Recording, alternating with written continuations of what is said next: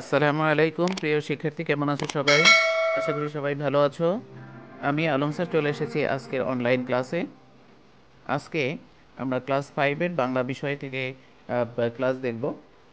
বাংলা বিষয়ের ব্যাকরণ অংশ থেকে আজকের ক্লাস হবে। আজকের ক্লাসের মূল টপিকটা হলো পত্র লিখন। তো পত্র লিখনের আগে প্রথমে আমরা আমাদের জেনে নিতে হবে পত্র কি। পত্র হলো যে কোনো বিষয়ের তথ্য বা যে কোনো বিষয়ের খবরাখবর যখন লিখে আমরা অন্যের কাছে পাঠাই বা অন্যকে প্রদান করি, তখন সেই যে লিখিত রূপটা, আমাদের যে বক্তব্য, সেই বক্তব্যের লিখিত রূপটাই হলো পত্র। এই পত্রকে দুই ভাগে ভাগ করা যায়। একটা হলো ব্যক্তিগত পত্র, একটা হলো প্রাতিষ্ঠানিক পত্র। এই ব্যক্তিগত পত্রকে আমরা চিঠি বলে থাকি। আসলে এই পত্র মানেই হলো চিঠি। তো এই ব্যক্তিগত পত্র যেটা আমরা আমাদের যে কোনো বিষয় নিয়ে আত্মীয়-স্বজন, মা-বাবা, ভাই-বোন, যে কাউকে আত্মীয়-স্বজনকে যখন লিখি, ব্যক্তিগতভাবে লিখি, তখন সেটা হলো ব্যক্তিগত পত্র। আরেকটা হলো অফিসিয়াল বিভিন্ন বিষয়াবলী যখন আমরা লিখিতভাবে অফিস প্রধানের কাছে বা প্রতিষ্ঠান প্রধানের কাছে যখন আমরা পাঠাই, তখন সেটা হলো প্রাতিষ্ঠানিক পত্র। তো এই দুই ভাগে ভাগ করতে পারি। এই প্রাতিষ্ঠানিক পত্রকে আবেদনপত্র বা দরখাস্ত বলা হয়ে থাকে। তো আজকে আমরা এই আবেদনপত্র বা দরখাস্ত থেকেই ক্লাস দেখতে যাচ্ছি।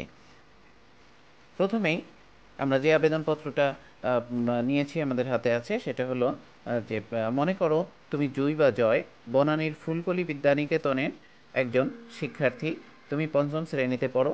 বিনা বেতনে অধ্যয়নের জন্য তোমার বিদ্যালয়ের প্রধানের নিকট একটি আবেদনপত্র লেখো। তো এই আবেদনপত্রটা লিখতে গেলে আমাদের জেনে নিতে হবে যে আবেদনপত্রের অংশ কয়টি। আবেদনপত্রের কয়টি ভাগ পার্ট বা অংশ রয়েছে। চিঠির যেমন 6টি পার্ট রয়েছে, 6টি অংশ রয়েছে, আবেদনপত্রেরও 6টি পার্ট বা অংশ রয়েছে।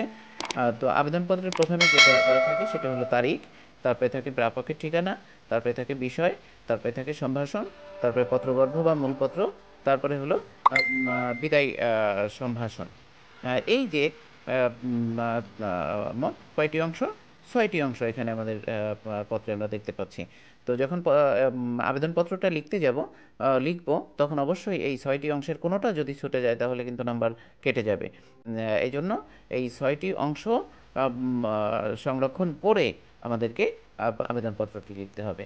তো প্রথমেই কি লিখতে হয়? তারিখ লিখতে হয়। এই আবেদনপত্রটাই যখন আমরা লিখবো, তখন কীভাবে লিখবো দেখো। প্রথমে কি লিখেছি?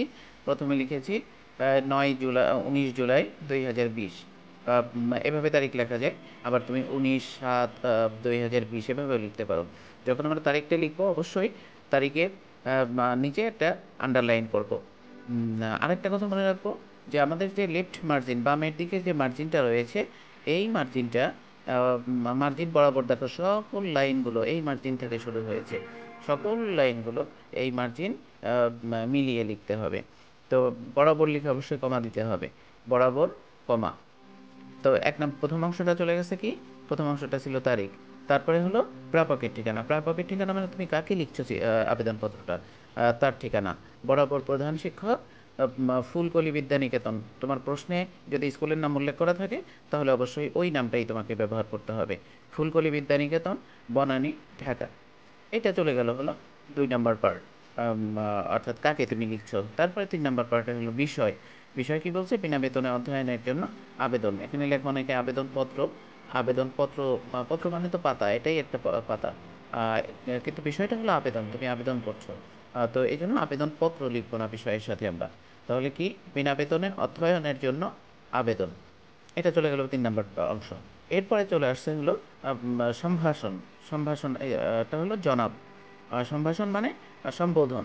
আমরা কাউকে যেটা বলে ডাকি, সেটা হলো সম্বোধন বা সম্ভাষণ। তো যাকে তুমি এই আবেদনপত্রটা লিখছো, তাকে তুমি বললে জনাব। তাহলে কয়টা পার্ট চলে গেল? একটা, দুইটা, তিনটা, চারটা, পাঁচটা। এই যে অর্থাৎ এখন আমরা কোন অংশে রয়েছি? এখন আমরা যে অংশে রয়েছি সেটা হলো চতুর্থ অংশ। চতুর্থ অংশ হলো সম্ভাষণ। প্রথম হলো তারিখ, তারপরে প্রাপকের ঠিকানা, তারপরে বিষয়, তারপরে সম্ভাষণ। 4 নম্বরে সম্ভাষণ। এরপরে রয়েছে হলো 5 পত্রগর্ভ। পত্রগর্ভ নয়, মূল বিষয়, পত্রের যে বিষয় নিয়ে তুমি পত্র লিখছো সেই বিষয়টা। জনাব, সবিনয় নিবেদন, সবিনয় নিবেদন এই যে, অবশ্যই কমা দিবে এখানে, সবিনয় নিবেদন এই যে আমি আপনার বিদ্যালয়ের একজন বিদ্যালয়ের পঞ্চম শ্রেণীর একজন শিক্ষার্থী। আমার পিতা একজন ক্ষুদ্র ব্যবসায়ী। ক্ষুদ্র ব্যবসায়ী মানে খুব ছোট ব্যবসায়ী। ক্ষুদ্র ব্যবসায়ী। আমার বড় দুই ভাই বোন কলেজে লেখাপড়া করে। বাবার সামান্য আয় দিয়ে সংসারের যাবতীয় খরচ মেটানোর পর আমাকে বেতন দিয়ে লেখাপড়া করানো অসম্ভব। একটা কথাই তুমি শেষ করবা, খুব সংক্ষিপ্ত হবে। মূল বিষয়টা তুমি কি বলতে চাচ্ছ সেই বিষয়টা তুমি লিখবে। তাহলে কি এখানে কি লিখেছি আমরা? লিখেছি সবিনয় নিবেদন এই যে আমি আপনার বিদ্যালয়ে পঞ্চম শ্রেণীর একজন শিক্ষার্থী, বা আমি আপনার বিদ্যালয়ের একজন শিক্ষার্থী। আমার পিতা একজন ক্ষুদ্র ব্যবসায়ী। আমার আরও বড় দুই ভাই বোন রয়েছে যারা কলেজে লেখাপড়া করে। বাবার এই সামান্য উপার্জন দিয়ে আমার স্কুলে বেতন পরিশোধ করে তার পক্ষে লেখাপড়া করানো অসম্ভব। অতএব প্রার্থনা, এই যখন দেখো অতএবটা লিখেছি, এই লাইনগুলোর যে স্পেস ছিল তার চেয়ে একটু স্পেসটা বেশি রেখেছি। একটা লাইন মাঝখানে লেখা যেত, এতটুকু স্পেস রেখে দিয়েছি। তো অতএব প্রার্থনা, আমাকে আপনার বিদ্যালয়ে বিনা বেতনে পড়ার সুযোগ দানে মর্জি হয়। অন্য অনেক ভাষা টাষা আছে, এগুলো জড়ানোর কোনো দরকার নেই, খুব সহজে লিখবে। অতএব প্রার্থনা, আমাকে আপনার বিদ্যালয়ে বিনা বেতনে পড়ার সুযোগ দানে মর্জি হয়। এই যে শেষ লাইনটা, এই লাইনটা হলো এই মূল বক্তব্যকে তুমি সাপোর্ট করলে, শেষ কথাটা বললে, অর্থাৎ উপসংহার যেটাকে বলি আমরা। যে এই মূল বক্তব্যটা কেন বলেছো তুমি, এই কথাটা কেন বলেছো যে বিনা বেতনে পড়ার জন্য। এই জন্য অতএবে আমরা কি চাচ্ছি সেই বিষয়টা ক্লিয়ার করে দিব, যে অতএব আমাকে আপনার বিদ্যালয়ে বিনা বেতনে পড়ার সুযোগ দানে মর্জি হয়। এটা চলে গেল হলো পত্রগর্ভ। এরপর বিদায়ী সম্ভাষণ। বিদায়ী সম্ভাষণ কি হয়? বিদায়ী সম্ভাষণ অনেক ধরনের হতে পারে, অনেক প্রকার বিদায়ী সম্ভাষণ দেখবে। এই বিদায়ী সম্ভাষণটা খুব সহজ করে লেখো তুমি, যে বিনীত আপনার একান্ত অনুগত, লিখে তোমার নাম লিখবে। তুমি যদি ছেলে হও তাহলে অবশ্যই জয় লিখবে, মেয়ে হলে জুই লিখবে। পঞ্চম শ্রেণী, রোল নাম্বার 2। তো এভাবে আমরা 6টা পার্ট মেনটেন করে আবেদনপত্র লিখব। এরপরে আরও একটা আবেদনপত্র রয়েছে। এই আবেদনপত্রটা হলো যে, ধরে নাও, ওখানে আছে মনে করো, এরকমও থাকতে পারে, ধরে নাও তুমি মালা বা মাহি টঙ্গীর সানফ্লাওয়ার কিন্ডারগার্টেন অ্যান্ড হাই স্কুলের পঞ্চম শ্রেণীর একজন শিক্ষার্থী। জরিমানা মওকুফের জন্য তোমার বিদ্যালয়ের প্রধান শিক্ষকের নিকট একখানা আবেদনপত্র লেখো। একই রকম বিষয়, শুধু মূল বক্তব্যটা ভিন্ন হবে। এখানেও দেখো, এখানে তারিখটা একটু ভিন্ন রকম করে লিখেছি, দুই জায়গায় দুই রকম করে লিখেছি, যে দুইভাবেই তুমি লিখতে পারো। তবে আগে যে তারিখটা লিখেছিলাম এখানে 19 জুলাই, এটাই আধুনিক, কাজেই ওটা লেখাটাই শ্রেয়। তারিখ লিখেছি, আন্ডারলাইন করেছি, বরাবর প্রধান শিক্ষক, sunflower kindergarten and high school, Tongi, Gazipur. বিষয়, জরিমানা মওকুফের জন্য আবেদন। জনাব, বিনীত নিবেদনে যে আমি আপনার বিদ্যালয়ের একজন শিক্ষার্থী। আমার পিতা অসুস্থ থাকায় গত জুন মাসের বেতন যথাসময়ে পরিশোধ করতে পারিনি।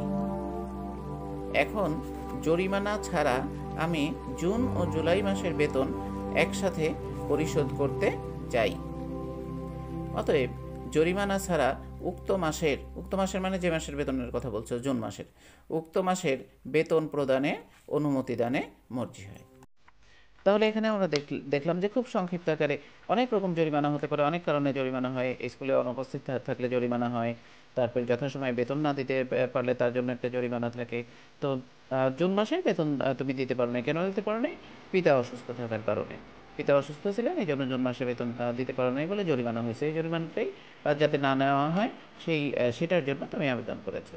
তাহলে এখানে আমরা আরেকবার দেখে নিই, যে বরাবর আগে তারিখ, তারপর বরাবর প্রধান শিক্ষক, sunflower kindergarten high school, Tongi, Gazipur. বিষয়, জরিমানা মওকুফের জন্য আবেদন।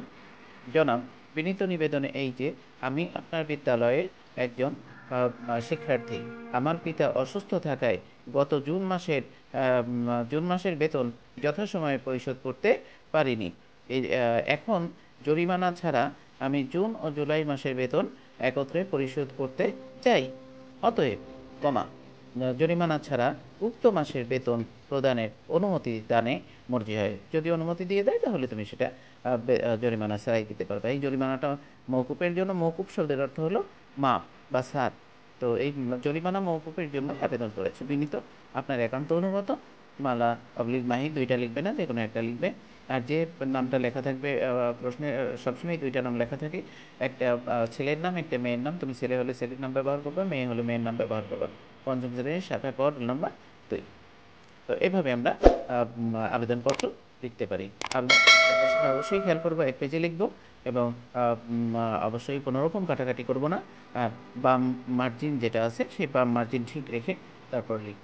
এভাবে যদি আমরা আবেদনপত্র লিখি তাহলে অবশ্যই আবেদনপত্রে তুমি ফুল মার্কস পাবে, পূর্ণমান পাবে, পূর্ণ মার্কস পাবে।